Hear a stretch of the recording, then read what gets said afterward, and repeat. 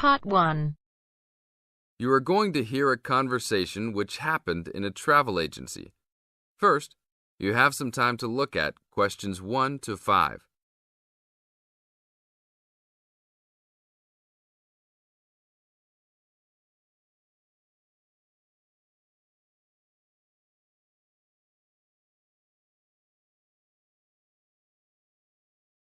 Now we will play the recording. Listen to the tape and answer questions 1 to 5. Hi, I would like to make a reservation for a round-trip plane ticket from London to New York. Welcome to the Student Travel Agency. London to New York. Let me see if we have any student specials for that flight. Yes, we do in fact. What days would you like to fly? I am looking for a flight around the 10th of October or so. And how about your return date?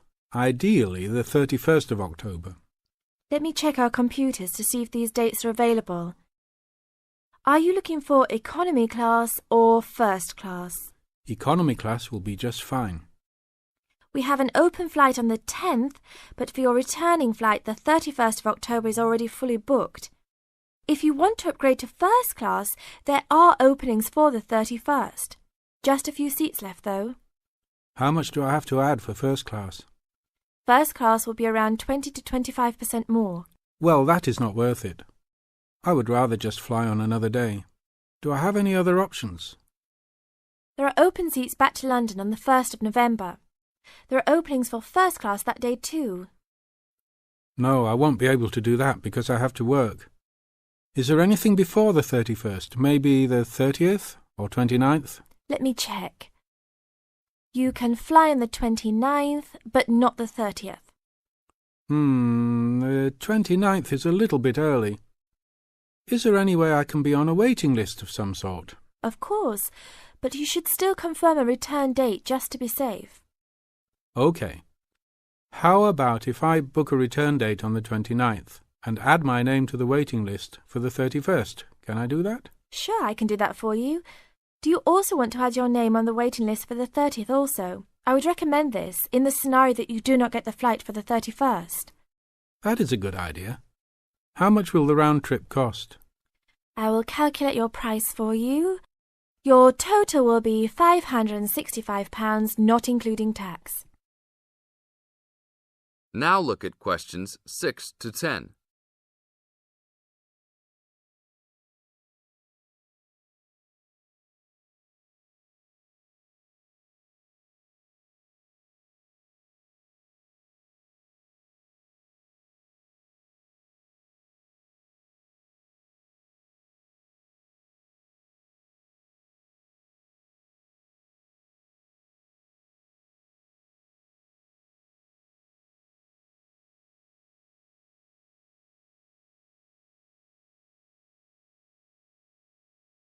Now listen to the tape and answer questions 6 to 10. That's not too bad. Is there any discount for students? That is already including the discount. Without the discount, the price is easily over £600. OK, that sounds good then. Please put me down for those dates. I will need your information.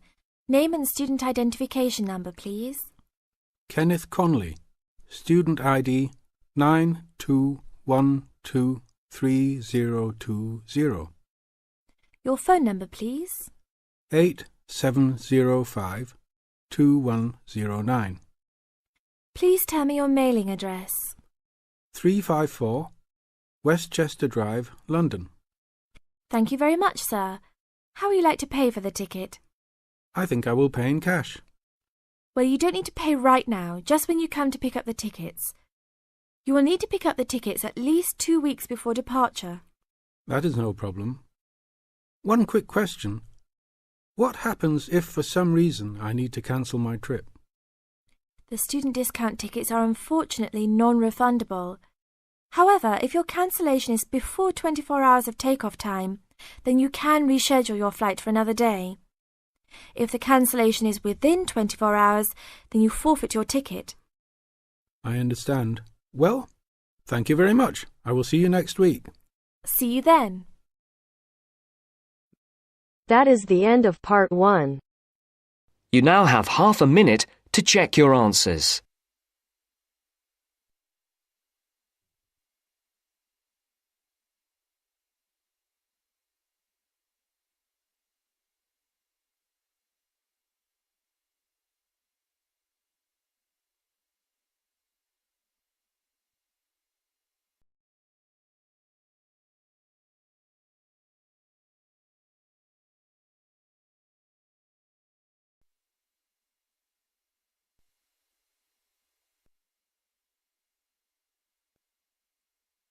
Now turns to Part 2.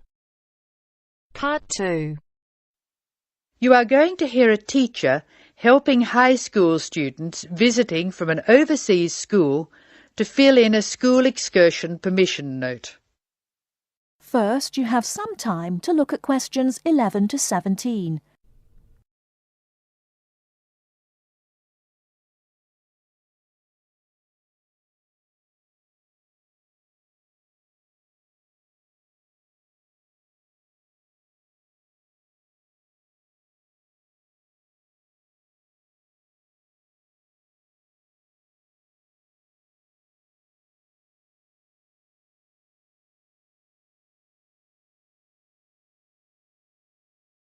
Now, listen carefully and answer questions 11 to 17.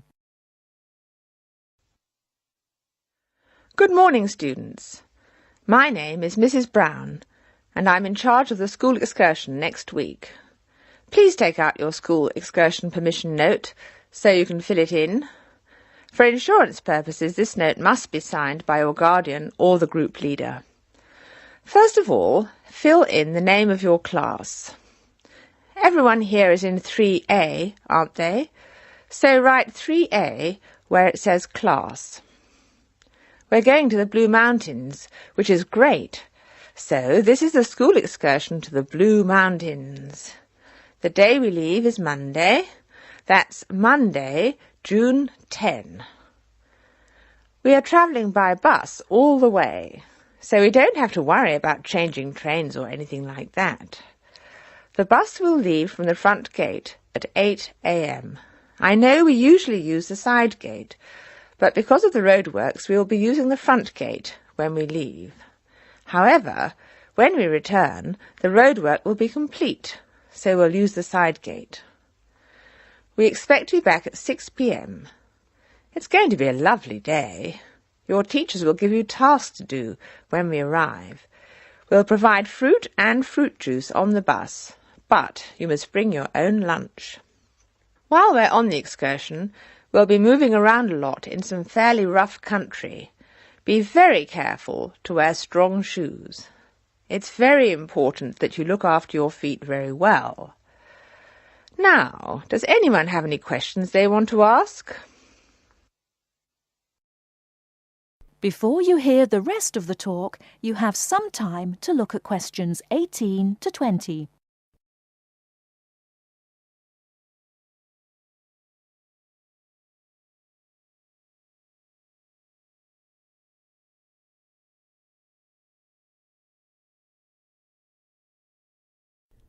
Now listen and answer questions 18 to 20. No questions? OK. I'd just like to fill in a few more details. The bus should arrive in the Blue Mountains at 11 a.m. We'll have time to do the first of our tasks before lunch. The bus is not a new one, but it does carry one piece of special equipment, a first aid kit. I certainly hope we won't have to use it, but it's nice to know it's there in case we have a medical emergency. The other class on this excursion is 3B, so I know it'll be a good day. The last time 3A and 3B went out together was a thoroughly successful excursion. That is the end of Part 2. You now have half a minute to check your answers.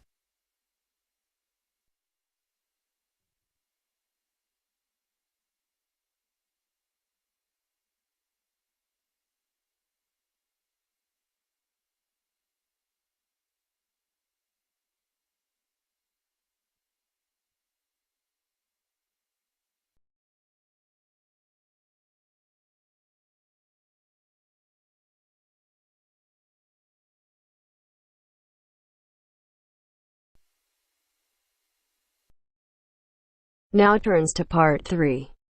Part 3. You will hear a discussion between two students, Rosie and Mike, and a university tutor. In the first part of the discussion, they're talking about a survey they have conducted on local entertainment. First, look at questions 21 to 26.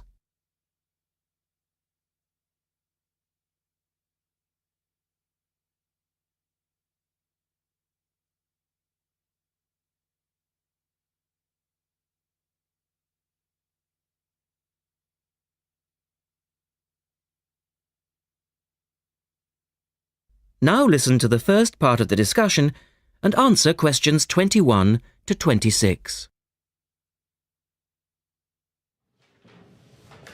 Good morning, everyone. Well, I think we can start straight away by getting Rosie and Mike to do their presentation. Would you like to start, Rosie? Yes. Well, we've done a survey on local entertainment. Basically, we tried to find out how students feel about the entertainment in the town and how much they use it. Yes, so we've called our project Out and About. Yes, that's a good title, Out and About. We wanted to find out how well students use the entertainment facilities in town, whether they get to see the latest plays, films, that kind of thing. Now, we have our own facilities on campus, of course. Oh, yes. We deliberately omitted those as we really wanted to examine outside entertainment in the town as opposed to on the university campus. Actually, there were a lot of areas to choose from, but in the end, we limited ourselves to looking at 3 general categories: cinema, theatre and music. Right. OK, well, first of all, cinema. In the town, there are 3 main places where you can see films. There's the new multi-screen cinema complex, the old park cinema and a late-night Odeon. So, if you look at this chart, in terms of audience size, the multi-screen complex accounts for 75% of all cinema seats. The park cinema accounts for 20% of seats, and the late-night Odeon has just 5% of seats. As you probably know, the complex and the park show all the latest films, while the late-night cinema tends to show cult films.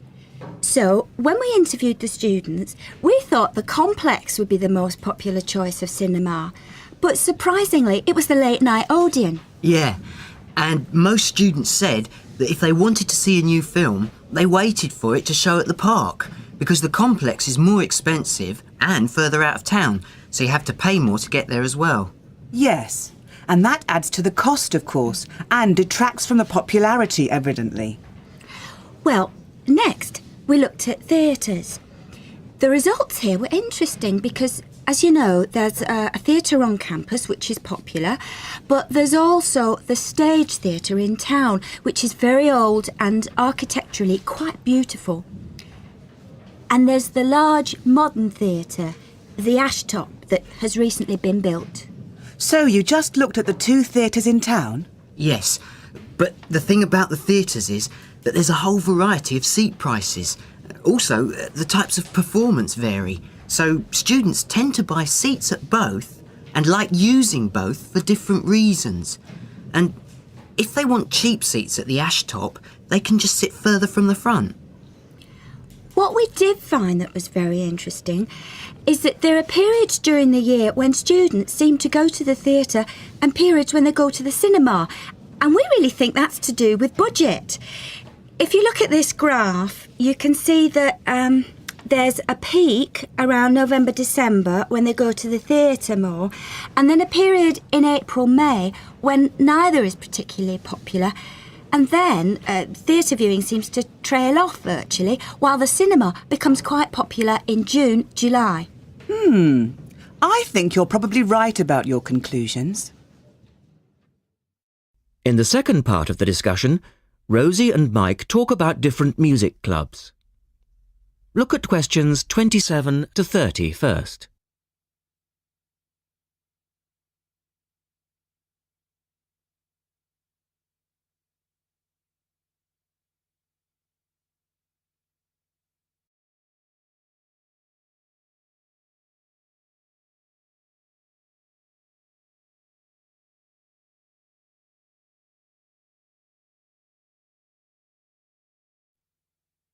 listen carefully and answer questions 27 to 30.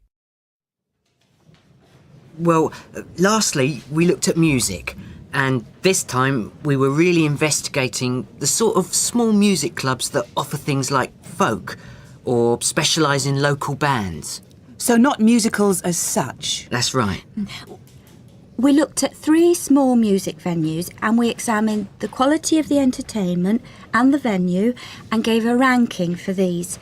A cross, meaning that the quality was poor, a tick, meaning it was okay, and 2 ticks for excellent. First of all, the Blues Club, which obviously specialises in blues music. This was a pretty small place and the seating was minimal, so we didn't give that a very good rating. No, we don't recommend that one, really.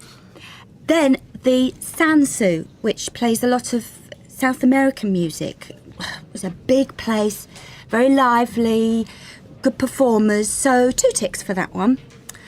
The Pier Hotel is a folk venue, a good place for local and up-and-coming folk artists to play. Not the best of venues, as it's in a basement and a bit dark, but the quality of the entertainment was reasonable and the lighting was very warm, so we felt it deserved an average rating.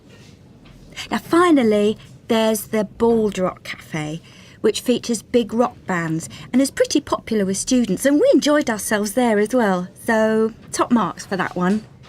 And then, did you get any information from the students as to which of the clubs they preferred? That is the end of part 3. You now have half a minute to check your answers.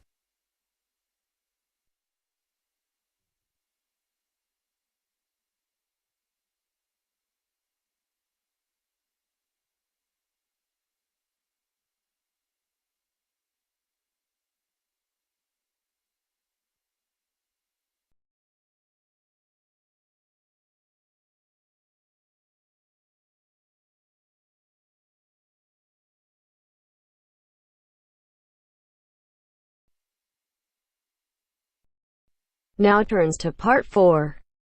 Part 4. We'll hear a speech by the Student Union Vice President for Finance. First, you have some time to look at questions 31 to 40.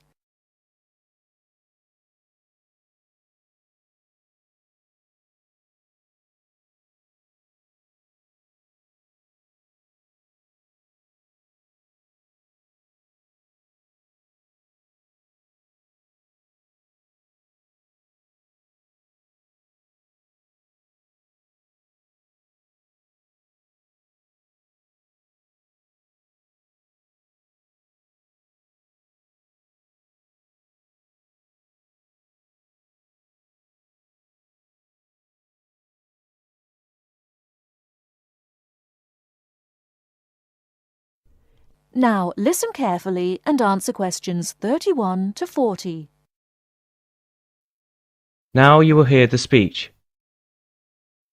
Hello, as VP Finance, my job is to oversee the spending of our grant to ensure that all areas of student union activity run efficiently and smoothly, without any financial headaches. I have a thoroughly efficient finance team. Ursula, Ella and Henrik. We are all here to help you as best as we can. Remember that even though I administer the union's finances, it is ultimately you who has the final say in expenditure policy, either directly, through the democratic process of the general meetings, or by voicing your opinions through the Executive Finance Committee. I would like to take this opportunity to thank last year's VP Finance, Martin Curry, for his excellent work in improving the financial running of the union to what it is today. Finally, remember to enjoy yourself and to use the union facilities and services to the full. And if you're still not satisfied, come and let us know why. Extra note, in order to maximise my time as VP Finance and to give a more efficient service to students, the Finance Office will only be open to students from 11 o'clock a.m. to 1 o'clock p.m. and 2 o'clock p.m. to 3 o'clock p.m. The cashier's office will be open from 12 o'clock noon to 2 o'clock p.m. daily. That is the end of part 4. You now have half a minute to check your answers.